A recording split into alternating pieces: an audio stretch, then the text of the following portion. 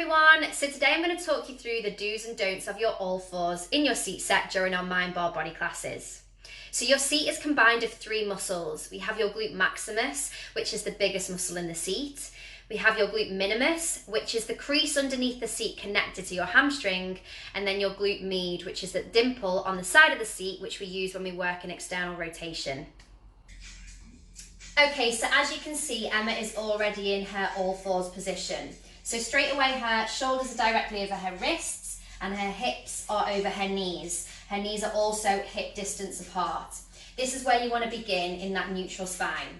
Now, some people make a mistake by taking the arms wider than the chest or slightly in front of the body. That's just going to cause a lot of tension through that upper body. We want to make sure we keep those hands underneath the shoulders just to protect that body. Good.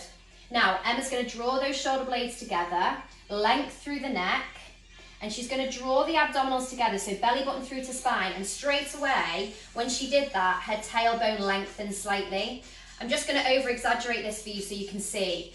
This is an over-exaggeration. We don't want the middle of the back, the thoracic spine, to do this here. We don't want that over-exaggeration. Keep the length here. It's the lower back that lengthens, and you're tucking that tailbone under. Amazing work. So stay here. Now, Emma's going to draw that heel towards the seat, and then she's going to stamp that foot up to the ceiling. Hold here. Good. Take a little stamp and hold. Take a stamp and hold. Good. Now, you just want to check in with your body. So mind-to-body connection. Are those hips nice and square? Are you still drawing up through those abdominals, tucking that tailbone and shoulder blades together? Good. What we're doing here is we're working into that glute maximus. And we're working into this hamstring while the heel is connected to the seat. That's going to cause that engagement. Good. We're going to speed this up, little stamps and stamp. What we don't want is, we don't want that knee in line with the hip and stamping from here. It's going to cause the lower back to arch, and that's going to cause yourselves a little bit of back pain. So make sure that knee is lower than the hip and you're protecting the lower spine, just working on your posture here. Good. Little stamp and stamp. We've got 4, 3, 2, in 1. You're going to extend the leg away from the body for 2, and then flex the foot in for 2. Good. And wait for 2.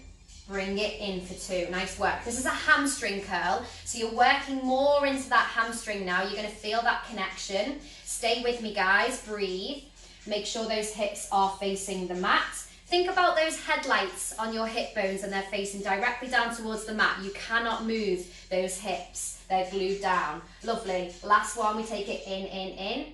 Take it out, out, out. Hold here. Take a little lift, little lift. What we're doing now is we're working to that glute minimus, which is underneath the seat. So that crease just under the bottom, that's connected to the hamstring. If you think about how long this leg is, it's going to get that connection even more. Think about a piece of string being tied around that big toe and lengthening that leg all the way to the other side of the room. Now, we don't want any bigger movements than what we just had. It's going to cause a little bit of issue for that lower back again. We do love Beyonce Crazy in Love, but that's for the dance floor, isn't it, Em? Yeah. Good. So little lift and lift. Lift, hold. Lift, hold. We've got 4, 3, 2, in 1. You're going to bring that heel towards the seat. You can relax that foot, whatever feels comfortable. You're going to take that knee out for your clamshell for 2, and you're going to bring it in for 2. Now we're working in an external rotation, so we're rotating from the hip. You want to keep those hips square. You don't want to open that hip up. That's going to cause some issues as well. So keep that hip, so it'll be that left hip connected towards the mat. Good. Open for 2. Take it in for 2. So we're working into that glute med, which is the side of the glute. And in. Good. Take it out, out, out. And in. So M's knee is staying in that exact position. It's just moving on an axis. Out, out, out. Good. And in. Last 2, we take it out, out, out. Good. Keep those hips nice and square. Brilliant work. Out, out, out. Hold here. Hold, hold, hold. Start to lift through that knee. You're just pulsing up with that knee. Little lift and lift and lift. The side of this glute is going to start to really be burning now. Can you feel that? Mm-hmm. Good. Little lift and lift. We've got 5. You're going to hold in 4, in 3, in 2, in 1. Hold here. Hold, hold, hold. And release. Nice work. How did that feel? Painful. It was good. It was painful but good. Good.